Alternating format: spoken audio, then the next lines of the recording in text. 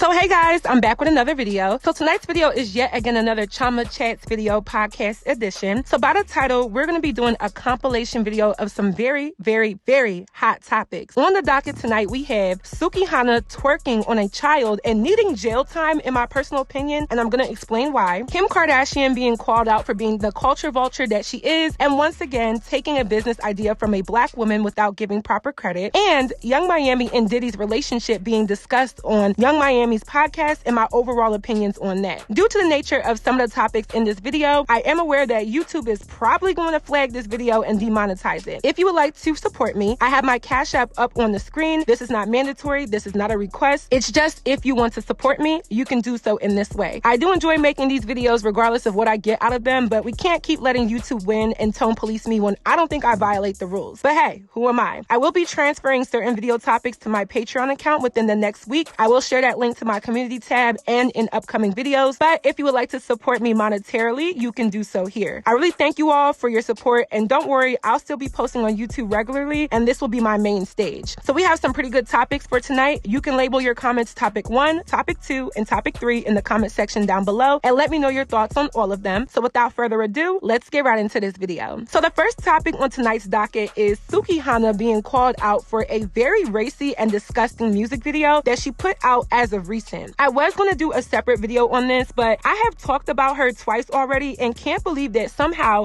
she still has fans, she still has followers, and still gets to ride this wave of notoriety, and people are here for it. So she recently dropped a video for her latest single called Get Low Freestyle. It's basically a cover to the song Get Low by Lil Jon and the East Side Boys. And the video is ratchet. I mean, it makes the song F Naker Free look like Barney and Kids in a sense. Not necessarily because it's still the same aesthetic in both videos, but Suki took hers too far. So there's a small clip in the video of Suki twerking her big jelly-filled donuts on a child. Yes, on a child. And this child does not look to be more than about 5 or 6 years old. And this had so many people outraged. I'm not going to play the video on here because YouTube has literally been flagging the hell out of me. Ever since I made that video saying that everyone looks the same, it's like they're just really trying to get me for every little thing. But a Twitter user by the name of _RN_ tweeted a clip of the video with the caption saying, "So this is what we doing now? Sukihana is one of the many women who endanger the life of little kids, especially young black boys. Why are you twerking on a child?" She then continues by saying, "Any woman who would have children around music and activities like this is trifling AF. I don't care. She needs to be arrested. All of them, to be honest. I get that Suki is trash and this is her MO. I'm more concerned that she even feels comfortable bringing those children there, recording and uploading it for the world to see. Abusing children is art and music to y'all?" Her fans and the Yes Sis Brigade gave her that power. This is the full video.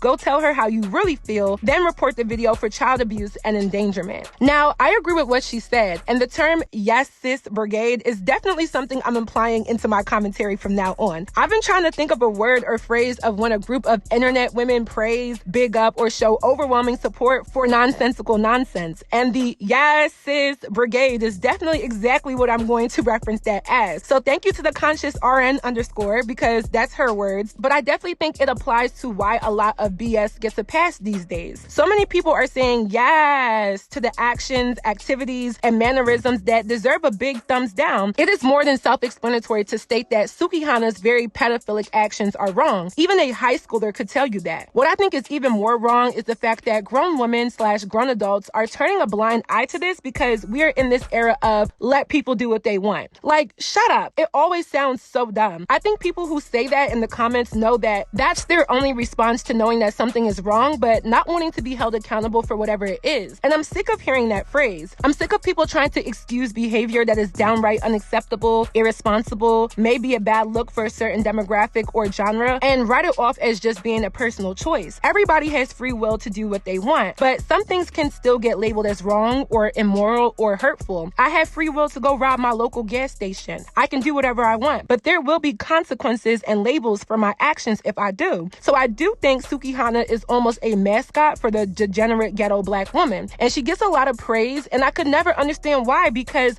nothing about her makes me like her. Like, no offense to Suki in a sense where she's an entertainer and so am I, but I just feel like she pushes the envelope in ways that I cannot defend. If it's something that is just really sexy, trust me, I'm here for it. But involving children in such explicit content is only a hindrance to the development of young people everywhere. We always complain that kids these days need to stay in a kid's place. They're not the same kids that we used to be. They are exposed to more things at an early age in comparison to other generations of kids. But look at the examples we are giving these children. To sexualize a young black boy and then be surprised when he grows up and exhibits that energy towards black women or black girls is literally the pattern that she is emphasizing. And I do find it funny that a lot of people did call out Ari, the real Kyle's sister, for pretty much kind of doing the same thing. Of course, she wasn't twerking on a child, but she was twerking in close proximity right next to her 4-year-old son, and people thought that was inappropriate. I thought it was inappropriate for it to be posted to the internet. Twerking is not necessarily a full-blown negative thing, like it can be, but it doesn't have to be. But people were trying to make excuses for Ari. Meanwhile, Suki is being dragged. And of course, there are some people trying to defend Suki, but it's just crazy the dynamic of likability politics, sexual appeal, featureism, and other aspects that change the narrative of how we support things that are deemed inappropriate behavior from adults. With all of the nonsense that goes along with the overt sexualism of the adult black woman, this will directly trickle down to the kids if we as a society of young black people allow imagery like this to be acceptable. It's funny that her video probably didn't get flagged on YouTube, but my videos are getting flagged for speaking the truth. It's funny that I've done several videos on Sukihana and her extreme inappropriate sexual activities, but she still is relevant, and it's a struggle for me to have my voice heard on these platforms. So the big Fortune 500 companies are a part of this narrative, and they're utilizing black women to be a caricature to usher in these negative things into society and normalize it. There is an agenda to make this society so sexually fluid and sexually available, and the more we turn a blind eye and just mark it off as it not being that big of a deal, and people being able to do what they want, and people needing to mind their own business and not speak out on things that are completely absurd, the more you're going to see our civilization get ruined and face inappropriate scenarios at a younger age. I wasn't here for Suki's actions, and I think it's deplorable behavior that is going to get a pass because it's a ghetto black woman doing it, and this is the narrative of what people think we're most known for. It's truly sad that Suki hasn't once thought to simmer down in her ways, and it's evident that she sold her soul. I would say I would pray for her, but I don't think that would help. Go flag the video because that was just way too far for Suki, and it's seriously a bad look. So our second story is about Kim Kardashian being called out for stealing from a black woman for the umpteenth time within her career. Now, regardless of what I've said about Kim Kardashian, I actually don't dislike her. I dislike a lot of her actions or just the family's actions, but she is a likable person in regards to how her career has gone from what should have been 15 minutes of fame to this financial fortune and social relevance that is probably going to leave an indelible mark on pop culture. I've been watching the Kardashians since their show first came out in 2007, and I actually have been recently watching their new show on Hulu. And I don't think the show is bad, but you can tell that they are really scrambling to stay super relevant in the way that they were years ago. I think they're just aging, and I was at least glad that their show is more about the things that they do within business versus it just being a reality TV show about how crazy their family is and the choices that they make. But speaking of business, Kim Kardashian has now launched her new skincare line called Skin, and that is SKKN. And initially I thought it was a great name because she does do a play on words with a lot of her business names in regards to her name,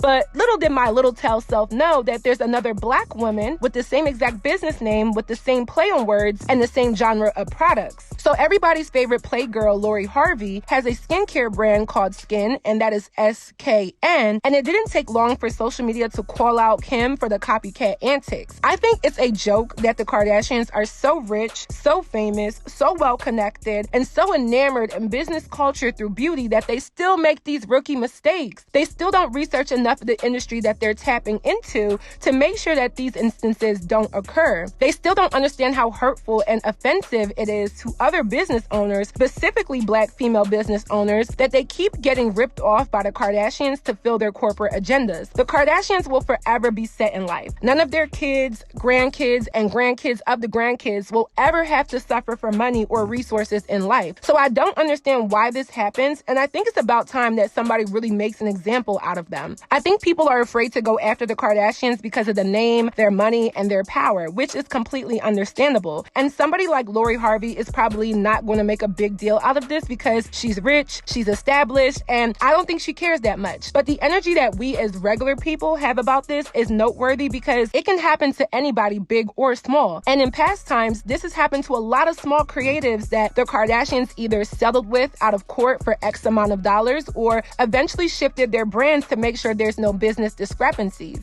I just think that they're way too deep in the world of business that things like this shouldn't be happening anymore. I shouldn't read a headline that any of them are taking from another creative or business owner because they have all the resources for that not to happen. Just referencing back to when Kim K spoke about women not wanting to get up and work, it baffles me because how are you a woman who prides herself on business but completely disregards so many of the crucial elements in business making where your name consistently trends for things like this? What woman on your team didn't do their job, didn't get up and go to work to make sure that this didn't happen? I think the Kardashians understand that their relevance is dwindling, and sometimes I think that these things are calculated because at the end of the day, they are master manipulators of the media and they know how to trend for bad and make it look really good. Kim didn't address this. Lori didn't address this. This was pretty much the general public pointing this out, and I'm sure it will be swept under the rug, but if they're going to continue to label themselves as monumental women in business, these instances cannot continue to happen moving forward. Now, our third and final story is about Young Miami and Diddy being candid about their so-called relationship on Young Miami's new podcast called Caresha, Please. I love the name of the podcast, and I think she does have the personality for podcasting/radio. People call her voice annoying, but I think it's a distinct voice that is very memorable and recognizable. It almost reminds me of Michelet, but not all the way. It's like a distinct sound that nobody else has. Regardless, Young Miami was the host, and her first guest on her new show was Diddy. She asked him quite a few questions about their relationship, and it went a little something like this. What's your relationship status? I'm single, you know. I'm single, but I'm dating. I'm just taking my time with life. All right. So what we is? We date. We dating. We go have dates. We friends. Okay. We go to exotic locations. We have great times. We go to strip clubs. Church. Church. I'm gonna take you to church. I love that. Yeah. So, like, what you like about me? Because people be like, she ain't his type. He wouldn't talk to her. So, what is it about me that you like about me? Like, why you fucking with a city girl? I mean, because you're authentic. You know? You're like one of the realest people I ever met. Is that fun? Time. Yeah, you the funnest. So, how would you feel about me telling people that I'm single? Because we go together. I'm not laughing. Yeah. Hold on. It ain't no hold on. We go together now? Real bad. Okay. Whatever you say. I like that. So today's guest, we got the one and only Mr. Billionaire Diddy. Now, my only response to this is Caresha, please. Okay? Please stop trying to make this look better than what it is, because in all honesty, it's just not giving. Like, no. Like, because no. And I would like to call back in the yes, sis brigade, because the amount of comments that were hyping this up just had my mouth to the floor. Like, the comments were like, yes, sis, I'm here for this. I love them together. That's her man. You can tell that he likes her. And I'm just like, are you bitches dumb? Like, no offense. I really try not to say that. I don't like calling y'all out your name, but are you bitches dumb? How can you watch that clip and think that this is something admirable? And what kills me is the fact that the headlines from all of these different blogs was Young Miami and Diddy confirmed their relationship. And I'm still trying to figure out what exactly was confirmed, because the only confirmation that I got was 1, Young Miami is settling. 2, Diddy is a grown child. 3, he said that he's single but has friends and he's dating around at his big age. 4, Young Miami is clearly dick whipped and mesmerized by his money. And 5, this is just a bad look for women. Once again, these examples that we have for couples goals makes me so disappointed, to say the least. I don't like to be too opinionated on dating relationships, but it's just something about this situationship that has just rubbed me the wrong way since it first came out. I think Young Miami is proving that she's just the one who is dumb enough or has the least amount of standards to settle for this type of relationship. And again, I don't think I would mind or care that she's entangled with Diddy if this was just something that was private or an insider secret. If this was something that Hollywood knew and celebrities celebrities knew about, but to the everyday person, we see them, but we don't know what's really going on, then I would be fine with it, honestly. And I have to point out, I think this was just to get back at the Gina side chick girl from the back and forth that occurred a few weeks ago. I think they both know that neither of them have a handle on this man, and the best they can do is go tit for tat with one another to prove who is more down, who is more loyal, and who keeps his attention the longest. Meanwhile, Diddy is sitting there getting his ego stroked because he is a 50-plus-year-old bachelor who has a whole bunch of young women still crazy over him at his big age. And y'all love to say that we as women should support one another and we shouldn't be tearing each other apart. And I think supporting is also calling out bullshit and low-key dragging one another for the benefit of the right narrative to be pushed. Support is not always going to be seen as this positive praise with the yes sis brigade being cheerleaders for every woman's actions. Support could also be telling a woman, sis, you are tripping. I know from firsthand experience what it's like to go back and forth with another girl about a man and be stupid and blind to the fact that the only person winning in the situation is the man. But for whatever reason, a lot of young women just don't learn that lesson until it's too late and they've exhausted all this energy over a man who isn't going to give them what they want. It just literally grinds my gears that so many of y'all keep gassing this relationship up and trying to drag the other girl. I don't understand why y'all drag Gina as if Young Miami isn't the one playing the same game. They're both being petty towards each other and doing tit for tat. It's crystal clear that Diddy is the only one winning. Gina isn't taking a loss as Diddy is clearly still entertaining her, regardless if Young Miami is more important, more popular, more liked by the media or whatever. Both ladies look dumb, but y'all are gonna drag me for speaking the truth about your fave, so have at it, okay? I already know it's coming. I still like Young Miami because her personality is very infectious, but I just want this saga to be over because she could make so much more noise if she played the game like Lori Harvey or something, but she's just settling for an old man-child who keeps his relevance by dating young, desperate women. Sorry, not sorry. So that is it for this video. I hope you all enjoyed. Please let me know your commentary on my commentary down below. Number your comments, story number 1, story number 2, story number 3. I want to know what y'all have to say. If you haven't already, please stream my song Ballin'. It has been out on all platforms for a while now. As y'all know, it is my first single and I want to keep streaming it, so I will have it linked down below, the video and where you can stream the song. And don't forget to follow me on all of my social media networks, and I will see you all in my next video. Bye, guys. Damn, what you mean with the team, green, white, green? So I rock to the beat, oh yeah, and I shake on the beat, oh yeah. Few bands for a feature, some of my money know they spoil. Chioma, I'm hot, I bring water to a boil. Come on, one time for the melanin girls, skin popping in the sun. Let me hear you one time, baby. Let me hear you one time. Yeah.